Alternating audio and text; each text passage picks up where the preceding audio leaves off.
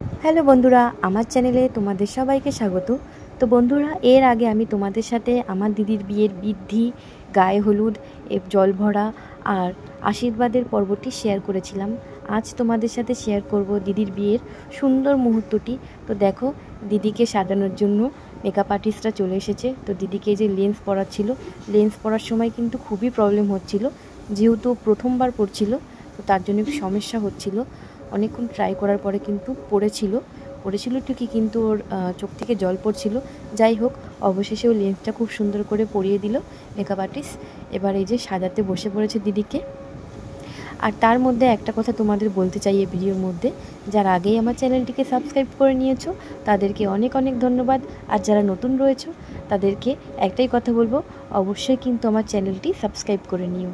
তো এই যে দিদিকে সাজাচ্ছে, আর দিদি যাকে বুক করেছিল সে কিন্তু তাকে দু বাড়িতেই দিদিকে কিন্তু সাজিয়েছিল। আর এই দিদির কাজ যদি তোমাদের ভালো লেগে থাকে তাহলে কিন্তু তোমরা অবশ্যই আমার সাথে কন্ট্যাক্ট করে তোমাদের বিশেষ দিনে দিদিকে বুক করে নিতে পারো। তো চলো তোমাদের সাথে এবার একটু শেয়ার করব দিদির বিয়ের প্যান্ডেলটা। তো প্রথমেই চলে যাব বিয়ের প্যান্ডেলের মেন যে গেট রয়েছে সেটা তোমাদের সাথে শেয়ার করব।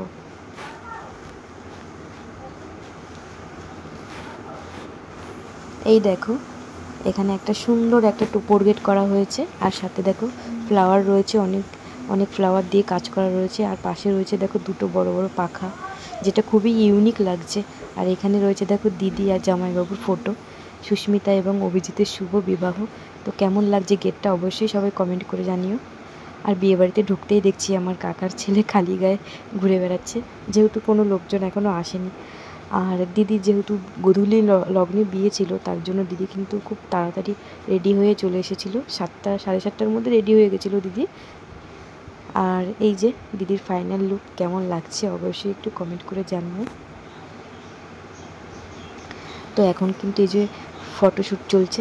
এই যে আমি বলছিলাম এখন ফাঁকা রয়েছে, ভালো করে ফটোশ্যুট করে নিই, এরপরে ভিড় হয়ে গেলে তো তখন তো ভালো করে ফটোশ্যুট করাই যায় না।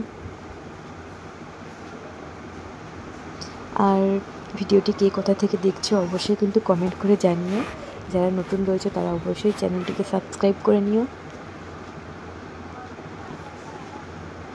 আর আমাদের বাড়িতে জায়গাটা খুব শর্ট ছিল, যার জন্য কিন্তু ডেকোরেশনটা খুব বেশি ভালো করে করা যায়নি জায়গার জন্য। দেখো, সব ক্যামেরাম্যানরা দিদির ফটো তুলতে ব্যস্ত।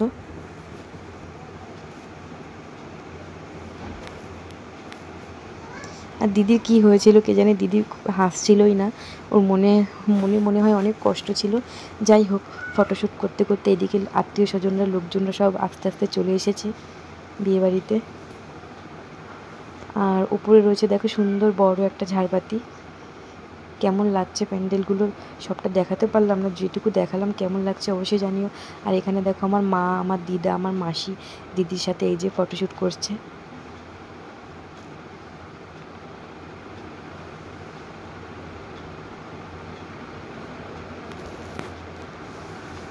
দিদিকে কেমন লাগছে অবশ্যই কিন্তু সবাই কমেন্ট করে জানিও।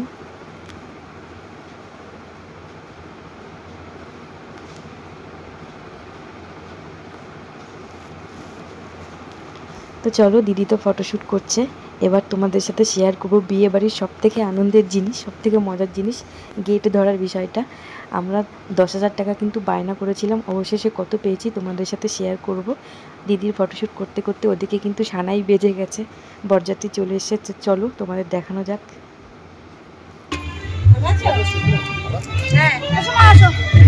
দেখো, গেট ধরার জন্য এই যে টেবিল নিয়ে যাচ্ছে, টেবিল দিয়ে গেট আটকাবে, তার জন্য সবাই এই যে প্রস্তুত হয়ে গেছে গেট ধরার জন্য।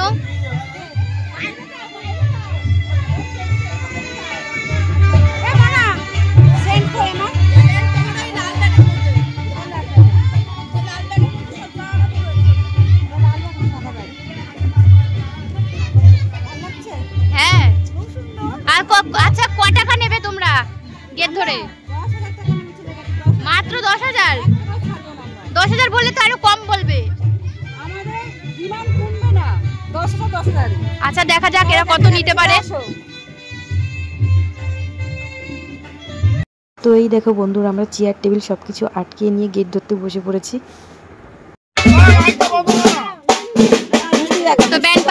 এসছে, বরের গাড়িও চলে এসছে।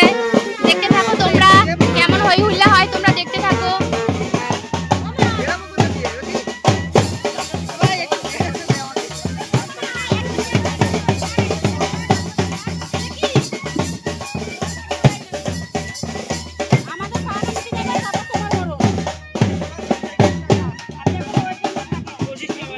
এই যে মিষ্টি জল, গরম ডালা সব কিন্তু চলে এসছে, আমরা একদম রেডি।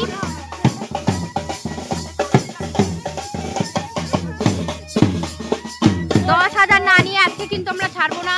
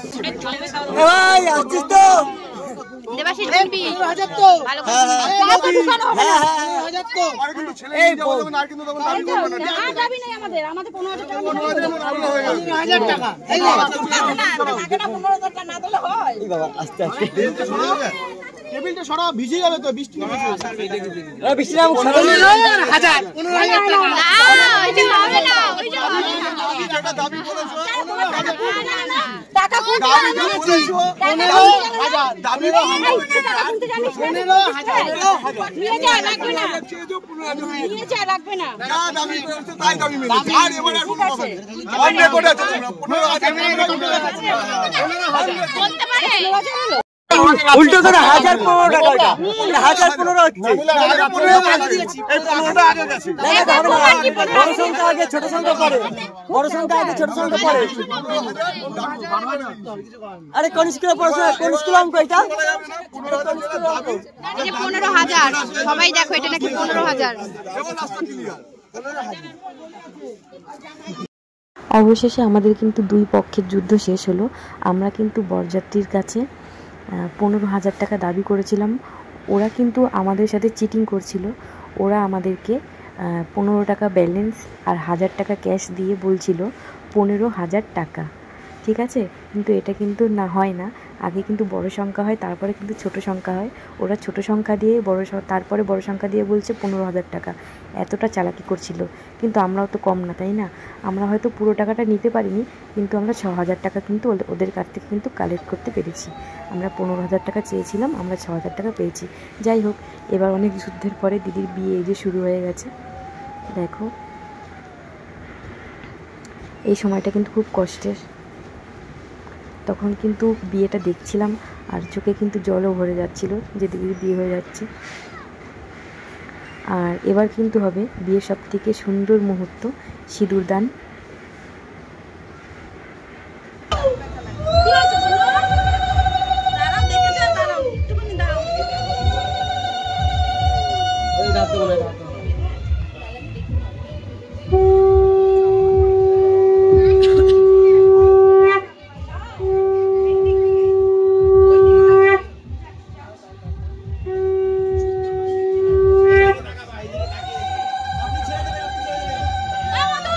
জয় রাধে গোবিন্দ, জয় রাধে গোবিন্দ, জয়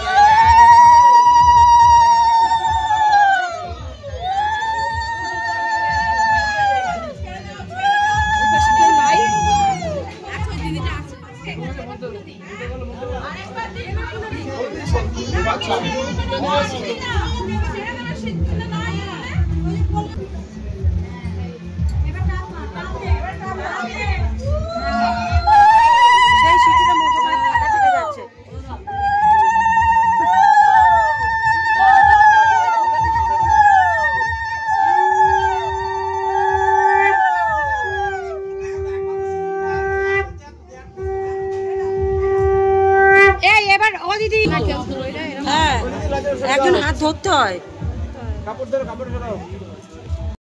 তো বন্ধুরা, আমার দিদির বিয়ের অনুষ্ঠানটি তোমাদের কেমন লাগলো কমেন্ট করে জানিও। দেখা হবে আবার অন্য কোনো ভিডিওতে। ততক্ষণ সবাই ভালো থেকো, সুস্থ থেকো।